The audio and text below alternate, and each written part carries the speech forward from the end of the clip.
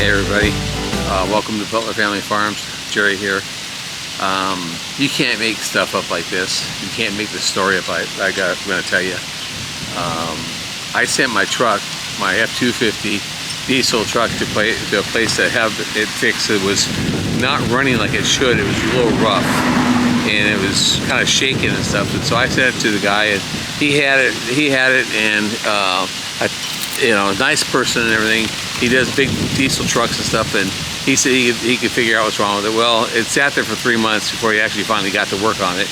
And when he did get to work on it, he called me and said that it needed 2 injectors, and so he was going to put 2 injectors in it, and that the dipstick fill tube for the transmission needed to be replaced because it was broken, that's one reason we took it up there, to have him replace that.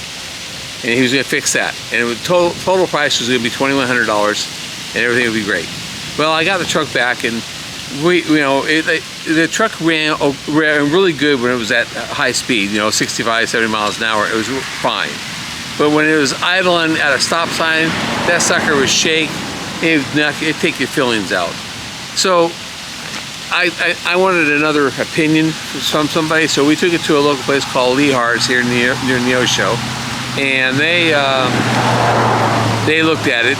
And amongst all this happening, we were going to go out and brush hog with the Big Blue, and if you saw the short that we put out there, Big Blue's going to be fixed. Well, the story about that was it been working fine, and all of a sudden Lee got into and Lee is Robert, just got in there and started it up, and but we can go in gear. And he called me and said, hey, for some reason it won't go in gear. So I came out and looked at it, and started it up and looked at it and tried to put it in gear, figure out what it was. I looked down, and there's all these wires, and we're going to go over with Tractor Set to see this, if they haven't started working on it, take pictures of that.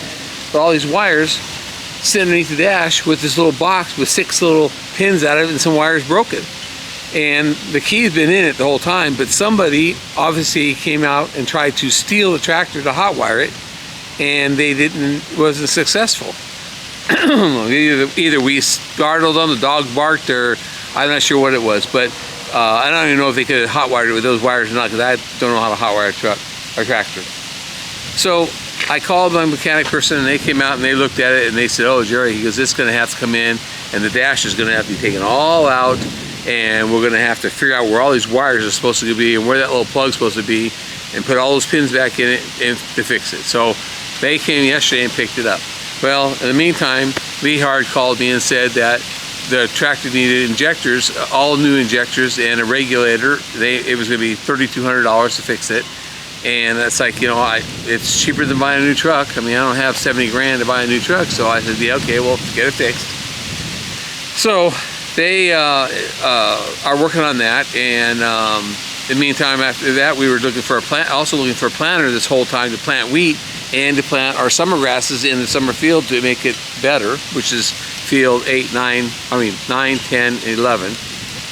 25 acres of summer grass that has tall blue stem in it. We were going to put Indian grass and small blue stem in it to thicken it up to make a better stand overall. And so we were called around, and we had a guy who brought us a drill that we had bit from before, and it was from NRCS.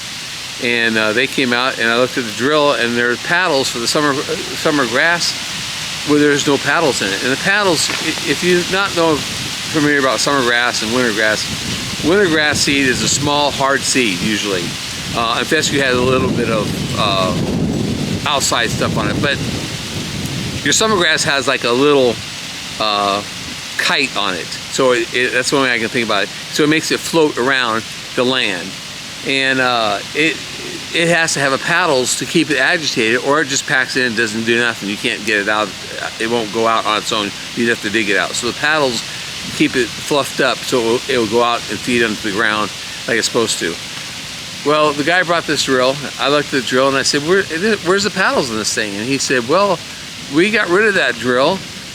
He said, there was only one person that rented it. And I looked at him and I said, yeah, it was me, because I put summer grass out. And he said, well, we decided to get rid of it. And I said, well, I wish you would have let me know. So I could have bought it, so I could have had it here all the time.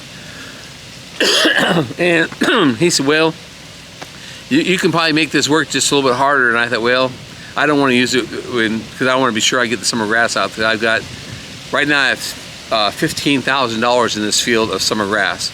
And I'm adding another $7,500 in seed out there to make this, establish this natural grass habitat for the deer, the quail, also use it for my cows.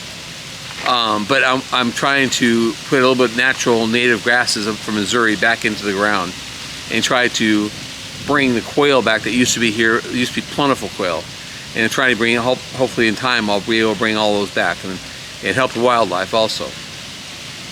Well, we called around trying to find a drill, and I ended up calling a conservation person who said he would call and see if he can find one. And we called around a couple of counties and talked to another NRCS person, which I do not want to put their names out, but it was in another county. He said he thought he knew somebody that could help me out and he would send my number on. Well, that was 2 weeks ago, and the guy called me yesterday, came out today, and he said he'll have a drill out here, which is good news. And he went out and looked at my field and said my fields look really good and this will help my fields out. And but he's going to bring this drill out, and he said you can use this drill and put your wheat in, which is a winter grass seed for the cows to have grass to eat and hay to eat during the winter. And he said you can put the wheat out and then turn around and let me know. I'll come out and help calibrate it to put the summer grass out, which is all good news. And the best news of it, it's going to be free. I don't have to pay anything for it. And I'm all stoked thinking, well, good, the truck's being fixed, my tractor's being fixed, which I don't know how much that's going to be yet, but my tractor's being fixed, and I've got a drill, and it's not going to cost me anything. The only thing is I got to find a tractor. Well, I do have a place down the road that rents out tractors, and it'd be, you pay for 3 days, you get the four more days free, so you pay for 3 days, you get it for a week. And that's $1,000 bucks. But well, if I get that tractor, I can be able to get my summer grass in, my winter grass in, and maybe I can even use it to punch a few holes in those 7 days, depending on how fast I jam stuff together. So the guy goes, I'm feeling really good. I go in and tell Susan and Lee about the good news that we have. Well, then Vihars calls me and asks me if I would come down because there's something wrong with the truck that they didn't come across. And they called me yesterday and told me they thought the flex plate, which I didn't even know what a flex plate was, is basically the flywheel. They call it a flex plate. He said he thought that was broken and it was $700 to fix it. And I said, well, okay, go ahead and fix it, it's got to be fixed. And so he called me and said, come on down and I need you to look at this. And I went down there, and they think that the flex plate had been broken, and the shaking that the truck was doing was the flex plate broken, was off balancing, and it had shook so hard and so long that it broke the transmission housing that keeps the transmission bolted up to the motor. And now they have to go and see if they can find another transmission to replace this transmission. And they said that it could be between $2,000 and $4,000 more. I don't have it. I have to scramble around. I have to borrow from my wife's company that she works for, the advance loan, paycheck loans, in order to take care of it. I don't know what else I could do. And like I said, you can't make this stuff up. This is stuff that just you can't make up. And well, I'm gonna stop this right now video, and I'm gonna head to the Tractor Supply. I'll give you a picture of the wire hanging down, and we'll see what they say. The price, hopefully, if they can get it fixed in a couple days, the drill will be here next week.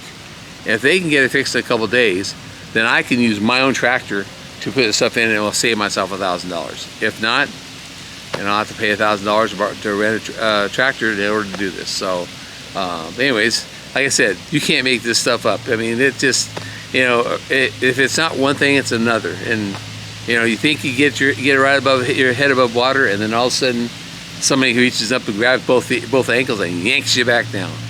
But anyways, I'll keep you in tune, and I'll give you an update here in a little bit. All right, people, here it is, the tractor, and there is the wiring harness right there that somebody tried to do something to the tractor and pulled it out and caused all the problems. So let's see, there we go. You can see the wire's broken there, and there's a wire hanging out, and the pins are hanging out, and look up underneath here, and let's see. You can see it right there. So we are. They say they're going to try to get to it because they know it's my only tractor, and they're going to try to get to it right away. But they've got other tractors already in there, and they have to wait till they get a spot. And then there's my John Deere. It's been here for 6 months. They haven't had a chance to even look at it because they're so swamped, and this is not a priority, but they're trying to put out fires, and I'm going to have to buy a new seat and put on this one, and which is no big deal. I can go to Tractor Supply and get a new seat put on here if I ever get this one back and it comes back working. It'd be great, but well, time will tell. I mean, hopefully we got new tires on that. We got new tires in this one, so that's what it is. And if you think farming is easy, think again. It's not that easy. Well, I just got back from, I showed you the video, and I just got home, and the guys there said to me that they were gonna, as soon as they got a spot, they would get it in, but they're not sure if they can fix it. They said that they have, if it's wiring stuff, electrical stuff, they may not be able to know how to fix it. They don't have schematics, they said, but I told them that I have a service manual and a parts manual for that tractor on a zip drive, and they said, well, that would help if they had that. So I'm going to take it over tomorrow, the zip drive, to them, and hopefully that will help them. They said they're going to try to get it in as fast as they could, but there's no guarantees. The John Deere has not even been touched. It's still sitting there, and matter of fact, if I ever do get it back, which I'm sure I will sometime, but they are so backed up. He said they've got like 26 people that are waiting for have work done, but when something like mine comes in, and that's the only tractor I have now, they put that a priority in front of everybody else's. So, okay, we had somebody come to the door. We stopped this. I'm not really sure where I left off at, so if I repeat myself, I'm sorry. Before we do all that, I want to say if I talk too fast, I'm sorry. It's just the problem with me is talk into the camera. I know I'm talking to people, but I don't know. I don't want you guys to get bored of hearing me talk, because I'm not really a storyteller. I'm just going to tell you what the facts is, and we want to show you what goes on the farm. So it's kind of hard to just talk to the camera and be a storyteller and tell you the stories going on. But I'm not sure where I left off, but come to find out that my truck, I think was it a truck or the tractor? Tractor. The tractor. Okay, the tractor. I talked to the guys. They said that they don't know if they'll be even able to fix it. Yes. Which tractor are you talking about? The Big Blue. They don't know if they'll be able to fix the Big Blue. The John Deere's been there for 6 months now, and they haven't done anything on it. They are so booked up, and I told them that's okay, because I wasn't in a need for the tractor. We had Big Blue. It was running great. There's somebody trying to steal it, screwed me up, and screwed everything up. And the person who was it, lucky that I didn't catch him doing it, because I probably would have killed him. And try the insurance. If you guys are going to say, "Oh, call your insurance," well, we don't have insurance for that. We have insurance for fire, and if they actually stole it, but we don't have insurance for the attempted steal. So the guy said they need a schematic. I've got it on a zip drive. I'm going to take the zip drive up to them. Hopefully they can use it to help fix the tractor. I have no clue. They have no clue what it might cost to fix it. It could be from a couple $100 to probably a couple $1,000, depending on how much work they have to spend on fixing it. If they can. If they can. If they can't, then I'm going to have to take it to S&H. And they're going to be a lot more expensive. You know, so Unless we can find somebody else. I don't know who else you'll find. I don't know, but we can. They're the New Holland dealership to fix it, unless you're going to haul it someplace to another state or something.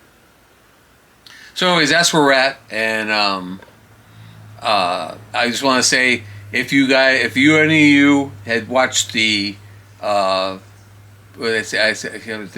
goes be fixed, big blue goes be fixed. That short, I had 4,000 views in like 4 hours on it. If you're one of the 4,000s that actually watched that, if you haven't subscribed, please subscribe, because if I can get my channel to 1,000 subscribers, I can start getting a little bit of money to help recoup all the money this project or this thing has cost me. And if you haven't subscribed, please subscribe. If you have subscribed, I appreciate it. I appreciate everybody who has comments. I try to respond to all the comments. Either I do or Susan does, to every comment, even if it's just a like or a heart on the comment. We do read them all, and so go for it, and see if you make my life busy. But if you share this thing and like it, hit the bell, I appreciate it. Thanks for watching, and we'll hopefully have better news on the next one.